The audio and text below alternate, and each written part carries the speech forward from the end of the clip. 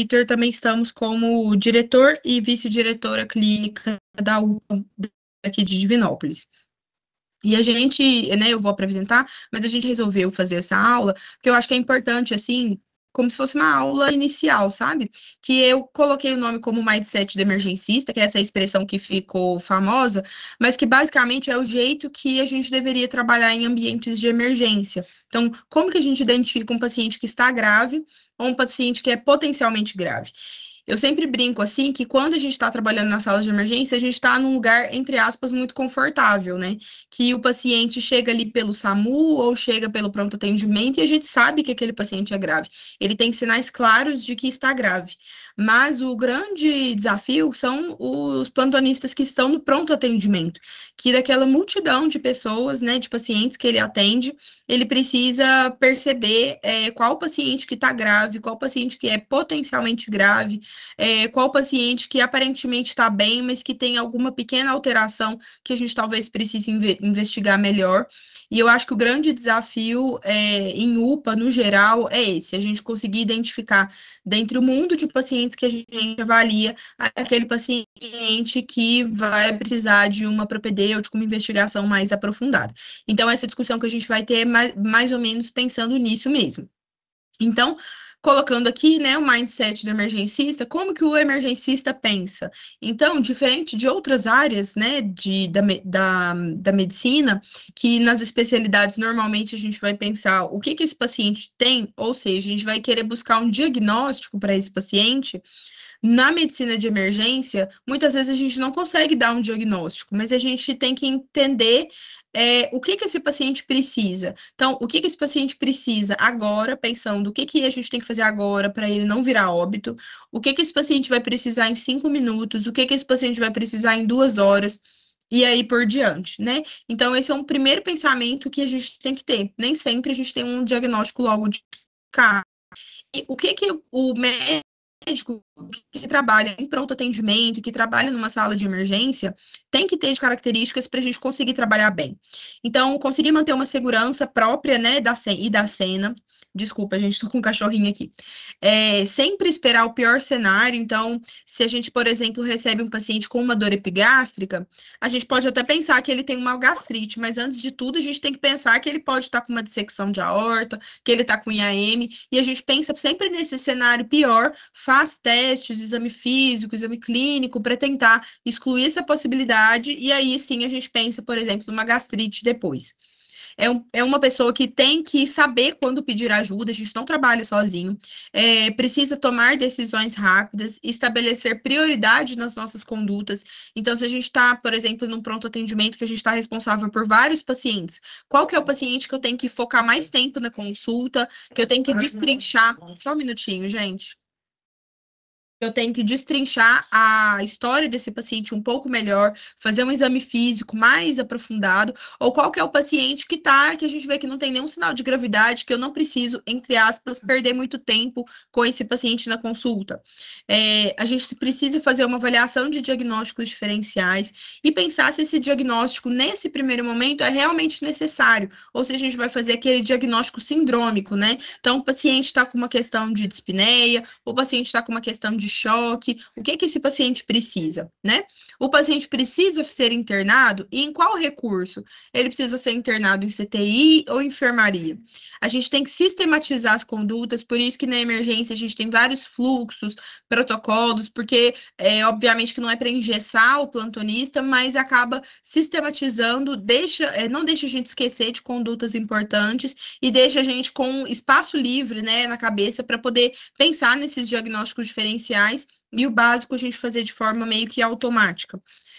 É importante a gente sempre reavaliar os nossos pacientes, porque a gente vai ver que no ambiente de emergência esses pacientes têm uma piora muito rápida, uma deterioração muito rápida.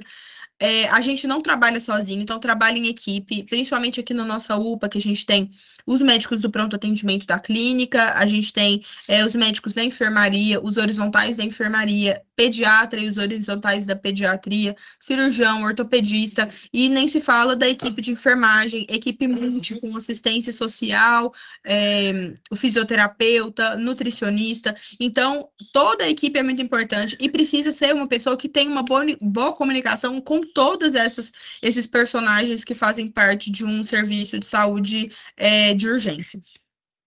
Então, como que a gente faz o atendimento inicial na emergência? Então, muitas vezes o atendimento da emergência vai ser o primeiro contato que esse paciente vai ter com o sistema de saúde no caso de um evento agudo. Então, nesse sentido, a gente precisa fazer ele de forma rápida e eficiente, obviamente sem deixar passar nenhuma informação importante, nenhum exame importante, mas também com uma abordagem sistematizada. Então, sempre falo, todo paciente precisa de um exame físico completo? Não. Né? Mas no caso dos adultos, não, nem todo paciente precisa de um exame físico completo, a gente olhar o ouvido, né, olhar a garganta, mas a gente tem que saber quando olhar, né, qual paciente que a gente precisa olhar, qual paciente que a gente precisa olhar empastamento de panturrilha, por exemplo, todo paciente precisa disso. Então, claro que isso a gente faz em segundos, mas se a gente pensar no número de pacientes que a gente tem que avaliar e fazer exame físico em todo mundo, dependendo de como está a situação da nossa UPA no dia, fica inviável, né? Então, a gente precisa saber priorizar. Então, prioridade no atendimento da emergência. Então, basicamente, a gente vai fazer primeiro a triagem, né? Que o enfermeiro vai ser responsável. E tem a avaliação inicial do médico. Então, colocando aqui na triagem a classificação de Manchester, que vai ser esse primeiro contato, né, com alguém da equipe de saúde. Então, só para colocar aqui para vocês, mais ou menos, a gente ainda vai ter uma aula para os médicos explicando sobre a classificação de Manchester. O azul é os pacientes com baixo risco de complicações, né? O verde, pouco ou nenhuma ameaça à vida. O amarelo é aquele paciente, ou laranja, né? Paciente grave, mas sem risco imediato de morte ou de sequelas graves. E o vermelho é o paciente com risco iminente de morte. Então, aqui a gente vê o paciente que é triado como vermelho, ele vai direto para a sala de emergência. O azul não vai para a sala de emergência. O amarelo pode ser que ele vá. O verde, a gente pensa que ele não vai, mas a gente tem que pensar que enquanto esse paciente está aguardando o exame, está aguardando uma reavaliação, ele pode piorar. Então, por isso que essa reavaliação é sempre importante. E da parte médica, a primeira coisa que eu quero colocar para vocês é o score de NILS, que é um score que aqui na nossa UPA a gente já tem ele institucionalizado desde a triagem até os pacientes que já estão internados na nossa enfermaria, que é a unidade de média complexidade.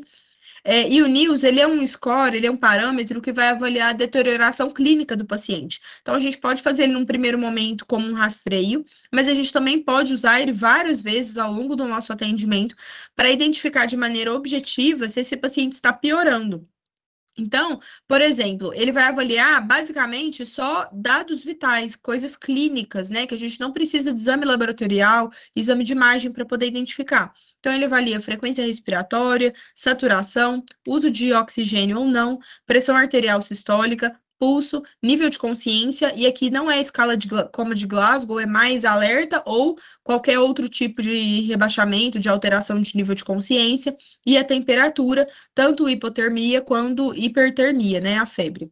Então, o score de NILS, ele não é específico para nenhum tipo de doença, nenhum tipo de agravo. Então, mas tem algumas alterações que fazem a gente pensar mais em alguns tipos de problema.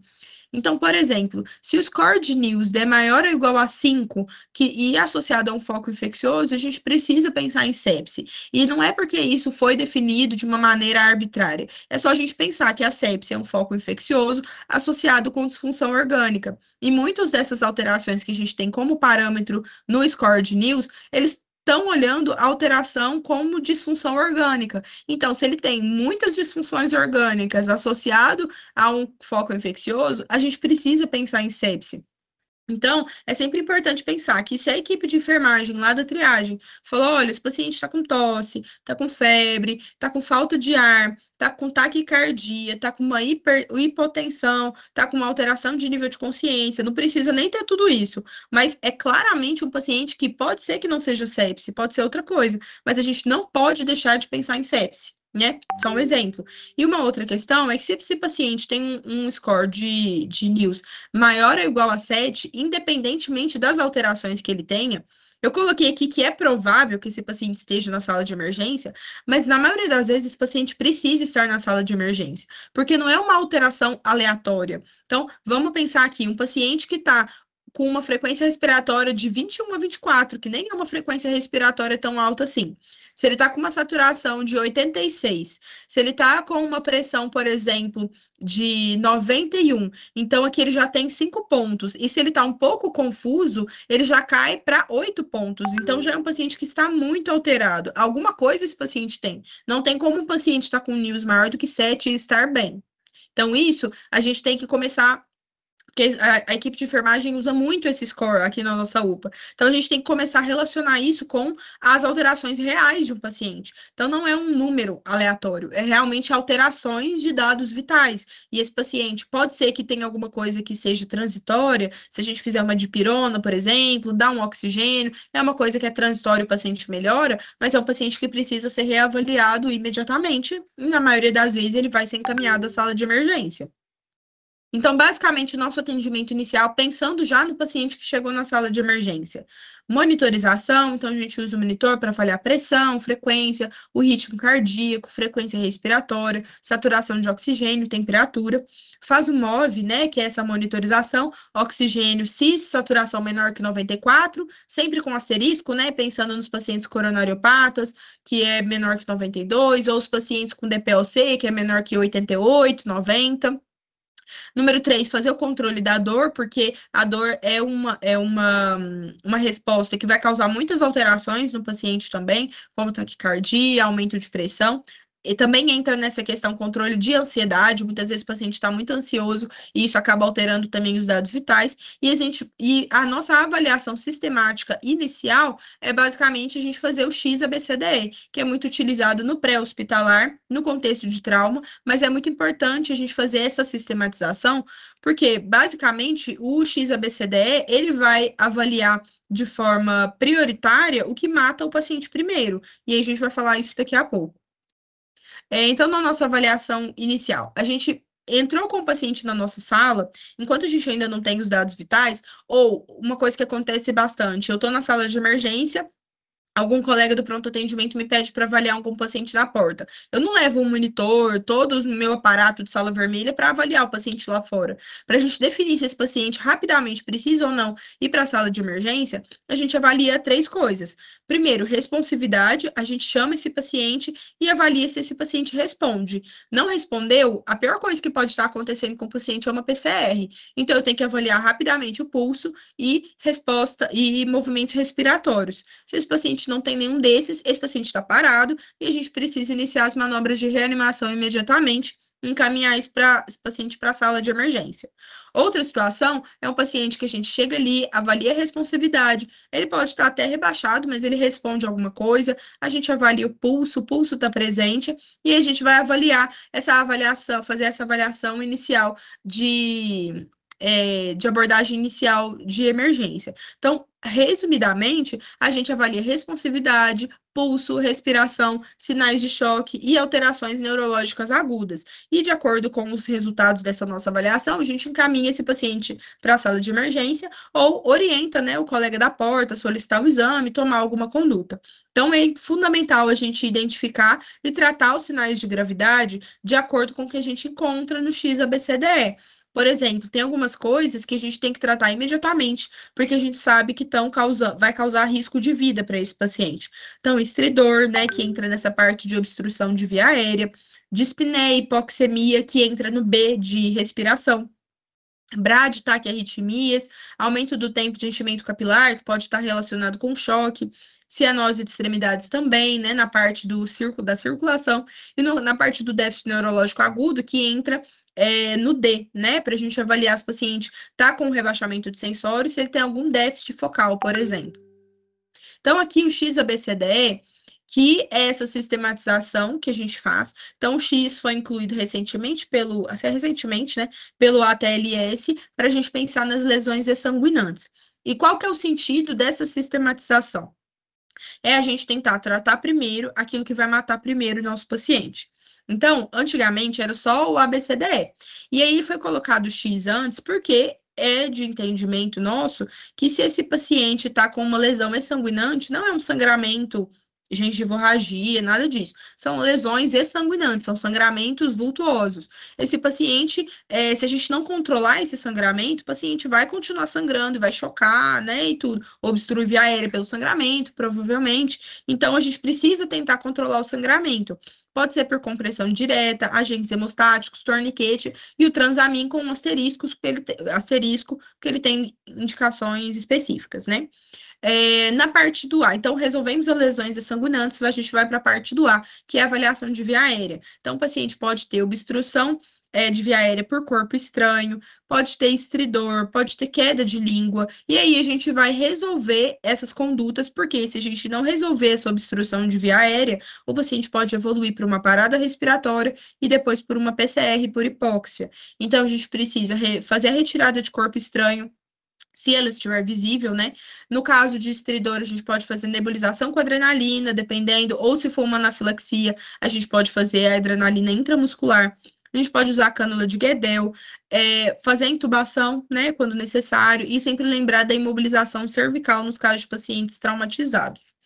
Na parte do B, a gente vai avaliar a respiração. Então, o que que a gente vai fazer? A ausculta respiratória, avaliar o padrão respiratório, avaliar sinais de enfisema subcutâneo, de fraturas de arcos costais. Então, o paciente pode ter alterações sugestivas de pneumotórax, sibilos, derrame pleural, como hemotórax. Então, a gente pode usar broncodilatador, fazer uma drenagem torácica de alívio, dependendo do que precisar. Fazer uso de O2 por catéter nasal, máscara, né, passar a máscara laríngea, dependendo do que esse paciente precisar.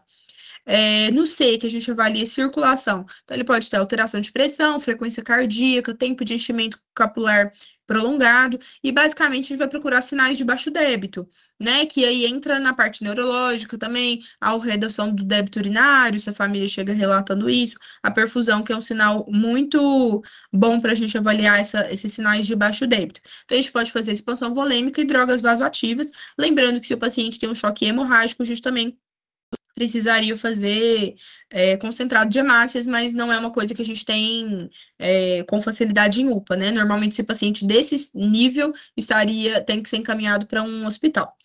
No D, de avaliação neurológica, a gente vai avaliar basicamente a escala de coma de Glasgow e o NIH, pensando nos pacientes com AVC, com suspeita de AVC. Então, a gente vai fazer essa avaliação de acordo com essa pontuação e sempre lembrar da glicemia capilar, que é um dos motivos de rebaixamento de sensório, pacientes que tiveram crise convulsiva, então a gente também precisa olhar.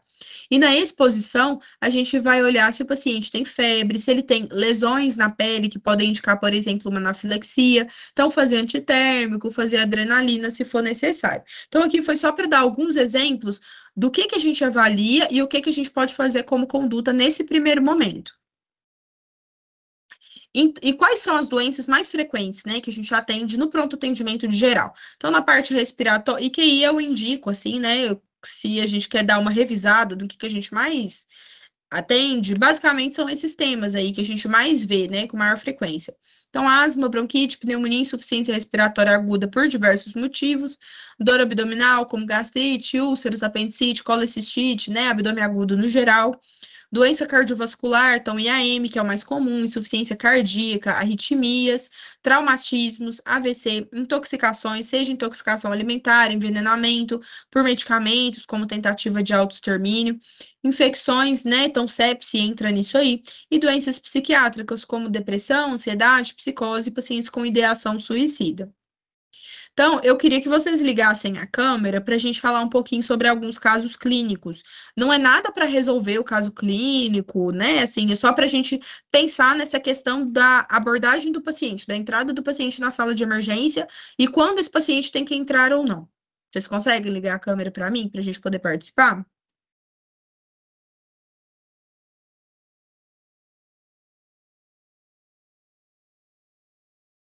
Eu não consigo ver aqui se alguém tá.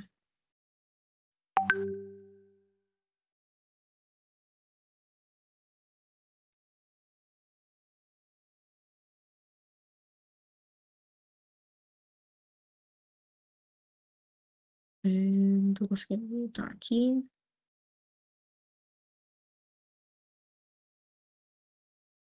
Ai, Deus, não sei como é que eu saio daqui. Só um minutinho, gente. Eu acho que não sei como que eu saio dessa parte.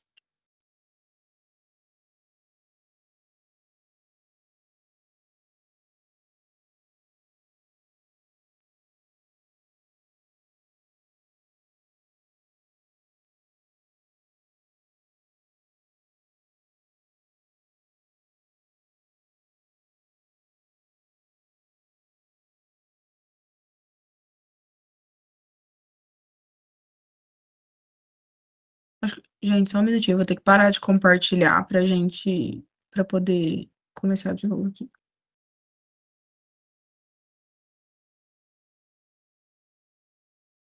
Beleza, gente. Então, vou ler o caso clínico aqui. MA do sexo feminino, de 72 anos, é um paciente que queixou de uma fraqueza intensa, veio na nossa UPA com uma fraqueza intensa, tosse produtiva e febre que começou há 3 dias. Ele iniciou com esse quadro, né, com uma expectoração amarelada, calafrios e febre, só que evoluiu com uma piora progressiva da dispneia, fraqueza, confusão mental e letargia nas últimas 12 horas. Então, ele procurou a UPA, foi realizada a triagem, posteriormente foi encaminhada para atendimento pela clínica médica. Ele é hipertenso, diabético e tem um quadro de DPOC. Do estado geral, ela estava letárgica, desorientada no tempo e no espaço, com uma pressão de 90/50, 115 de frequência cardíaca, 30 de frequência respiratória, 92% em ar ambiente, o tempo de enchimento capilar estava aumentado, febril e com uma glicemia de 245.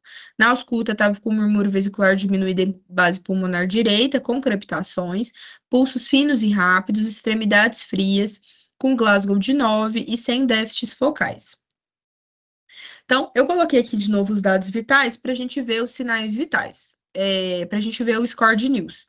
Então, basicamente, o que essa paciente tem de alterado? Então, ela tem uma frequência respiratória maior do que 25, ela tem uma saturação entre 89 e 92 em ar ambiente, uma pressão arterial sistólica, né, de 90, tá mais ou menos aqui, né, no meio dos dois, uma frequência cardíaca de 115, tá confusa e febril. Então, isso dá um score super alto de 11 pontos. Se vocês olharem aqui, não é uma paciente que emocionaria tanto, se a gente olhar só os dados vitais. Uma pressão de 90/50, pensar, se eu fizer um sorinho, melhora. Uma frequência de 115, nem tá tão aumentado assim. Talvez a frequência respiratória que assuste um pouco mais, mas aí a gente coloca um catéter, talvez ela melhore um pouquinho essa saturação. Mas esse tempo de enchimento capilar de 3 segundos, que é uma coisa que passa super desapercebido, tem que ser avaliado e a febre, né, se a gente medicar, melhoraria. Mas olha quantas alterações que essa paciente tem. E essa paciente tem um foco infeccioso provável. Então, ela tinha febre, tosse, dispneia, com tosse produtiva, né, uma secreção amarelada. Essa paciente aqui, o que vocês acham que é um possível diagnóstico para ela? Eu vi que o Francisco estava com a câmera aberta, se ele puder responder, que é a única pessoa que eu consegui ver. O que vocês acham? O que você acha, Francisco? Pode ser um provável diagnóstico para essa paciente? Uma pneumonia, né, que com evolução provável, possível, né, de um choque. Isso, justamente. Então, basicamente, isso que você falou, que é uma pneumonia com uma disfunção para um possível choque, basicamente é sepse. Por que é importante falar isso? É aquilo que eu falei. A sepse, ela é uma infecção, um foco infeccioso com disfunção orgânica. E nada mais é o NIOS do que a gente avaliar alterações de disfunção orgânica. Então, disfunção do pulmão, ela tem taquipneia, ela tem desaturação, disfunção cardíaca, então ela tem hipotensão, que a gente sabe que é um sinal tardio de choque, então é uma paciente que já está evoluindo há mais tempo, e ela tem taquicardia, então isso já é uma disfunção orgânica também. Disfunção orgânica neurológica, ela está com rebaixamento de sensório, ela está com alteração de temperatura, o paciente está precisando de oxigênio. Então, ela tem disfunção orgânica, ela tem foco infeccioso, então é uma paciente que a gente não pode deixar de pensar em sepse. E sepse, gente, é uma coisa que, igual eu vou falar nas próximas aulas que a gente vai ter de sepse, é tempo dependente. A mortalidade desse paciente, ela é tempo dependente. quanto mais tempo a gente demora para iniciar o antibiótico na primeira hora, para coletar a hemocultura, fazer cristalóide, iniciar a droga vasoativa se for necessário, a gente praticamente está condenando o nosso paciente, aumentando muito a mortalidade dele. Então, se esse paciente passa desapercebido, fica lá fora, aguardando resultados de exame, a gente já perdeu pelo menos 2 a 3 horas do nosso protocolo, e aí esse paciente, a chance dele evoluir de maneira muito grave é muito grande. Então, se a gente encontrou esse paciente com esse score de NILS, com foco infeccioso, a gente tem que pensar em sepse, mesmo que a gente defina depois que não é sepse, que ele não tem foco infeccioso, não tem problema. É melhor a gente coletar o protocolo todo, fazer antibiótico e depois tirar o antibiótico do que a gente não fazer. Então, quais seriam as primeiras condutas? O que você acha, Francisco, que a gente poderia fazer? Entrou com esse paciente para a sala de emergência. O que você acha que são as primeiras coisas mais importantes que a gente tem que fazer nesse primeiro momento? A primeira coisa é o volume, né, para ele, Isso, o soro fisiológico. Já iniciar com uma antibiótico terapia, né, isso, ele. O oxigênio, acho que seria importante também, já começar com isso. ele. Aham, E já pensar até mesmo um vasopressor, se necessário, deixar já sim, no esquema. isso É, mesmo.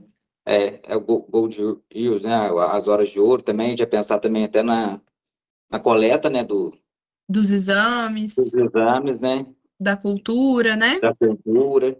Então, basicamente, foi isso que eu coloquei. Então, só uma coisa que você não falou, que é essa primeira avaliação. Então, encaminhar o paciente para a sala de emergência e a gente fazer o ABCDE. O paciente Ah, pode estar tá. tão rebaixado que ele pode estar com. Não coloquei o X porque ele já claramente não tinha nenhum sinal de sangramento, né? Mas o A, por exemplo, esse paciente pode estar tão rebaixado que pode estar com uma queda de base de língua. Então, está fazendo obstrução de via aérea, está com taquipneia, está com hipotensão, taquicardia, tempo de enchimento capilar alterado, tá com alteração do nível de consciência, tá com febre. Então, ele tem alteração em tudo. Então, a gente tem que ir avaliando esse paciente e fazendo as condutas para tentar melhorar aquilo. Então, fazer o protocolo de sepsis, que é basicamente o que você falou mesmo, coletar revisão laboratorial, gasometria, lactato, hemoculturas, entrar com antibiótico de amplo espectro na primeira hora, fazer cristalóide, coloquei os 30 ml por quilo com asterisco, porque esse 30 ml por quilo é questionável dependendo do paciente, se é cardiopata, nefropata, né? E iniciava droga vasoativa sem estabilidade refratária. Então, é basicamente isso. Então, essa aula não é para a gente discutir sepse, condutas e tal, mas é para a gente entender qual que é a importância de identificar esse paciente grave no pronto atendimento e iniciar o tratamento imediato, mais rápido possível, tá? Então, tem outro casinho, se tiver mais alguém que quer participar, se não, se o Francisco quiser participar, pode ficar à vontade. Então, uma paciente LF do sexo feminino, de 15 anos, paciente queixou náuseas, vômitos, dor abdominal e dificuldade para respirar nas últimas 12 horas. Então, bem agudo, né?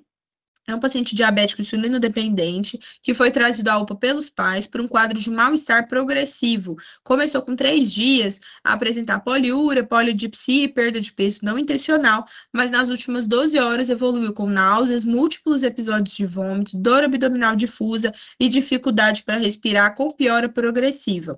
Relata também que está mais sonolenta e confusa. Então, ela é diabética do tipo 1 há vários anos já.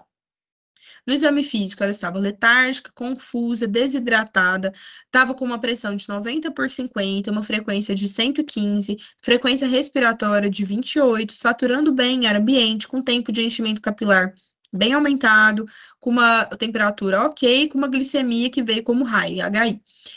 Na ausculta respiratória estava tudo normal, os pulsos estavam finos e rápidos, as extremidades frias, ela estava com Glasgow de 13. Então, vamos calcular o NILS dela de novo. Então, da pressão, vou aqui pela ordem, né? Então, na frequência respiratória, ela estava taquipneica, mais do que 25. Na saturação, ela estava com uma saturação, aí é o que eu marquei errado, uma saturação normal, então 3,5 em ar ambiente. A pressão dela estava de 90/50, então vou colocar aqui 3. 5, né? 6, 7, 8. O pulso dela estava de 115, então entra aqui no 10. Ela estava confusa, então 13. E temperatura estava normal, então aqui conta como um. Então, ela estava com um NIOS de 14 pontos, muito alterado. E aí, não sei se mais alguém quer participar ou se o Francisco quiser participar. Qual que é o diagnóstico mais provável dessa paciente?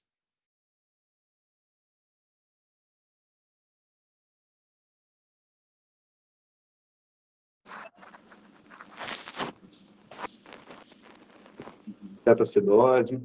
Isso. Acho que a Tamara abriu, mas eu não sei quem que falou. Foi... Eu, Francisco. Isso, Francisco. Eu ia falar. Isso, o que você ia falar, Tamara? Não, eu ia falar cetoacidose mesmo. Isso. Então, o diagnóstico mais provável é isso. Lembra que eu estou colocando diagnóstico mais provável, mas a gente sempre tem que pensar em diagnósticos diferenciais. Então, cetoacidose diabética é o diagnóstico mais provável para esse paciente. E aí, pensando no outro caso, né, o jeito que a gente resolveu ele aí, quais são as primeiras condutas para esse paciente que está lá no seu pronto atendimento? O que que você precisa fazer com esse paciente imediatamente? O que que é o mais importante?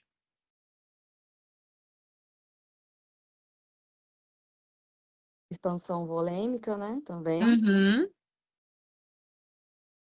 Isso. Geralmente chegam muito desidratados, né? A dor abdominal geralmente é até por essa questão da desidratação ali do peritônio, né? Justamente. Tem que fazer uma expansão vigorosa mesmo Uhum. e ligar a insulina em bomba também. Tá, aí o que que acontece? No caso, a mesma coisa, né? Encaminhar paciente para sala vermelha, o ABCDE, e aí o protocolo de cetoacidose diabética. Então, pensando que a gente não sabe ainda que esse paciente está com cetoacidose, a gente coleta a revisão laboratorial, gasometria, que eu coloquei como arterial e venosa. Se o paciente está com desconforto respiratório, está com taquipneia, a gente tem que pedir a gasometria arterial para avaliação dos gases também. Mas se é um paciente que não tem alteração respiratória, pode ser só a gasovenosa, que é muito menos dolorosa para o nosso paciente, né? A gente tem que fazer glicemia, glicemia capilar de hora em hora. A gente tem que sempre avaliar a hidratação. Então, esse paciente realmente, igual a Tamara falou, chega muito desidratado, principalmente pacientes que são muito jovens, que é a maioria dos casos de cetoacidose, a gente consegue hidratar eles bastante. E antes da. Não é o objetivo dessa aula, Tamara, mas só antes da insulinoterapia, a gente sempre tem que ver como que estão o potássio, principalmente. Porque se a gente iniciar a insulina com potássio mais baixo, ela vai acabar fazendo uma hipocalemia grave. Mas não é o objetivo da aula. Então, o objetivo é o quê? Entender que esse paciente precisa estar na sala de emergência, porque olha quantos dados vitais ele tinha alterado. Então, a gente faz o ABCDE, corrige o que tem que corrigir, se esse paciente precisar de oxigênio, né? Então, essa parte hemodinâmica, que no caso dela era o pior, e neurológica, para a gente ficar vigilante, e essa paciente precisa estar na sala de emergência. Então, basicamente, os casos foram para isso, né? Então, quais as conclusões que a gente tira, né? Como que a gente faz essa identificação de pacientes potencialmente graves? Então, no primeiro atendimento, o ideal é a gente sistematizar essa avaliação a partir do XABCDE e detectando alterações graves, discutir o caso com o plantonista da UCI. E lembrar que a escala de NIOS, o ABCDE, gente, eu faço para qualquer paciente, mentalmente. Rapidinho a gente faz para qualquer paciente, porque isso já dá uma triada muito boa, né? Então, assim, será que esse paciente precisa ir para a sala de emergência? Eu faço o XABCD rapidão dele para entender se é um paciente que tem critério ou não, porque a sala de emergência é um local com vagas escassas, né? Então, a gente tem que pensar muito bem qual paciente que tem que ficar ali dentro. Outra coisa é que a escala de Niels, ela então tem parâmetros muito objetivos e é fácil de ser utilizada. A gente não deve desconsiderar quando esse paciente tem uma pontuação elevada, principalmente quando a equipe de enfermagem da triagem ou da que o paciente já estava em observação chega falando isso pra gente, ou se a gente, por exemplo, está na sala de emergência e chega um colega nosso da porta falando que o paciente está com Niels de 8, 9, a gente pode não saber exatamente o que significa isso, mas a gente pergunta, olha, mas quais dados que ele tem alterado? Porque às vezes está um pouco aumentado por conta de febre, uma taquicardia, ou o paciente já satura porque ele tem DPOC, mas pode ter certeza que um paciente com um NIOS maior do que 7, ele não vai estar bem. Né? Então, a gente nunca pode desconsiderar o que a equipe de enfermagem ou que um colega fala em relação à alteração de dados vitais ou NIOS propriamente dito. E em caso de alterações pontuais, não subestimar a possível evolução da doença. Então, o paciente, ele chegou um pouquinho taquicárdico, mas esse paciente, ele tá taquicárdico à toa? Será que ele tá ansioso só? Então, essa questão de levar para o lado da ansiedade, Se é um paciente que é muito ansioso, que tem um quadro psiquiátrico, a gente tem que tomar muito cuidado com isso e sempre reavaliar o nosso paciente ao longo do plantão. Então, alguns quadros que precisam ser acompanhados em sala de emergência. Então, aqui é tipo 1/10, assim, dos pacientes que tem indicação clara de estar na sala de emergência, que nesse caso não tem discussão, ele precisa estar lá dentro. Então, sepse, AM, DPOC exacerbado com esforço respiratório ou com acidose respiratória, emergências hiperglicêmicas, rebaixamento de sensório importante, ou seja, Glasgow menor que 8, basicamente, ou progressivo. O paciente chegou com Glasgow de 10, depois de 1 hora estava 8, depois de 1 hora estava 6. Esse paciente precisa ir para a sala de emergência também. Distúrbios hidroeletrolíticos graves, como hipernatremia com complicações neurológicas, ou hipercalemia com potássio maior que 6,5, que é a hipercalemia grave, ou hipercalemia relacionada a alterações no ECG, que normalmente vai estar mais ou menos nessa variação de dose de potássio também. Pacientes com anafilaxia, então, evitar a gente fazer adrenalina intramuscular nos pacientes no pronto atendimento. Então, não exatamente só pela medicação, mas também pelo quadro. Um paciente com anafilaxia é um paciente que tem potencial de chocar, é um paciente que tem potencial de fazer obstrução alta de via aérea e a gente ter que entubar ele rapidamente. Então, é um paciente que precisa estar na sala de emergência. Picada de animais peçonhentos, aí eu coloquei a depender da clínica, da idade, da comorbidade. Então, é diferente, um paciente de 30 anos foi picado no pé por um escorpião, tá só com muita dor, mas é só isso, a um paciente de 2 anos que pode fazer um choque cardiogênico. Então, paciente, dependendo da idade e do tipo de animal, né, da gravidade da lesão, precisa estar na sala de emergência. Mesma coisa de tentativa de autoextermínio. Se é uma paciente que tomou 5 comprimidos de clonazepam e a nossa sala de emergência está cheia, a gente não precisa deixar essa paciente na nossa sala de emergência, porque a gente sabe que o clonazepam vai causar uma sonolência. Numa dose baixa, é uma coisa que é tranquila, né? Obviamente que ela tem que continuar dentro do serviço de emergência, ela não pode ir para casa. Mas talvez se a nossa sala estiver alta, não é uma paciente que a gente vai manter, nossa sala estiver cheia. Não é uma paciente que a gente vai manter. Diferente de uma paciente que toma 15 comprimidos de amitriptilina. Então, é uma gravidade muito maior. Então, a gente tem que saber de acordo com a medicação também. Qualquer caso de choque, então, hipovolêmico, obstrutivo, cardiogênico, distributivo, precisa estar na sala de emergência e, né, o céu é o limite aí para essa quantidade de coisas que a gente atende, né? Então é isso, gente. Então essa aula foi mais para isso.